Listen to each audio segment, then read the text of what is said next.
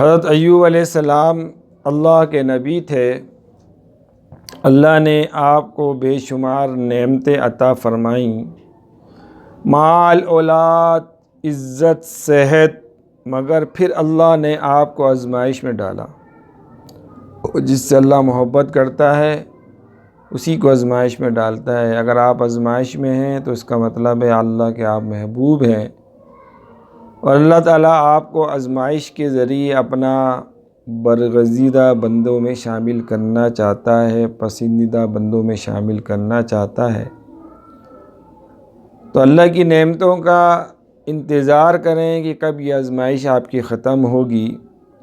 سب سے پہلے مال ختم ہوا، پھر اولاد ایک ایک کر کے دنیا سے رخصت ہو گئی، آخر میں جسم پر شدید بیماری آ گئی، یہاں تک کہ جسم پر زخم بن گئے، لوگ قریب آنے سے گھبرانے لگے۔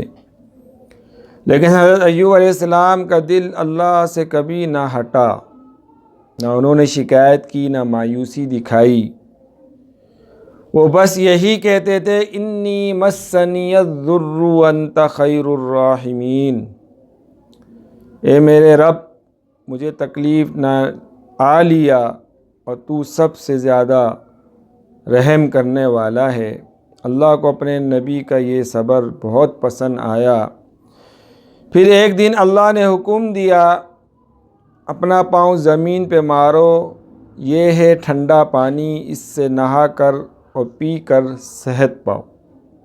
حضرت ایوب علیہ السلام نے ایسا ہی کیا، اور اللہ نے نہ صرف بیماری دور کر دی بلکہ ان کی کھوئی ہوئی ہر نعمت کو لوٹا دیا، دگنا کر کے واپس کرا، عطا فرمایا۔ مصیبت اور دکھ انسان کو توڑنے نہیں، پرکھنے کے لیے آتے ہیں۔ اللہ کبھی اپنے بندوں کو بھولتا نہیں، صرف دیکھتا ہے کہ بندہ اس پر کتنا یقین رکھتا ہے۔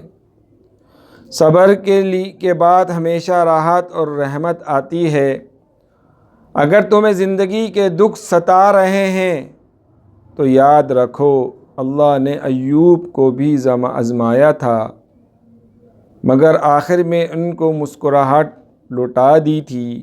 کبھی کبھی زندگی ایسے موڑ پہ لے آتی ہے جہاں ہر طرف اندھیرا لگتا ہے، دعا بھی قبول نہیں ہوتی، آنکھیں بھی سوکھ جاتی ہیں، اور دل کہتا ہے کیا اللہ نے مجھے بھلا دیا۔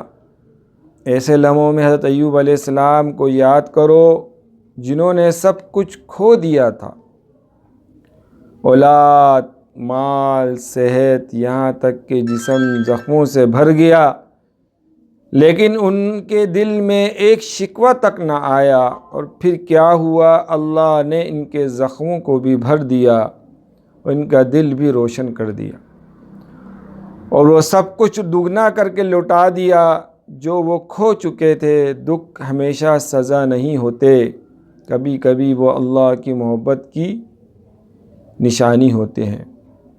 جب رب تمہیں آزمائے تو دراصل تمہیں اپنے قریب بلاتا ہے۔ غم ختم ہو جاتے ہیں مگر صبر کرنے والوں کا نام ہمیشہ باقی رہتا ہے۔ اللہ کے نزدیک صابر انسان کبھی ہارا ہوا نہیں ہوتا، بلکہ وہ سب سے قریب ہوتا ہے۔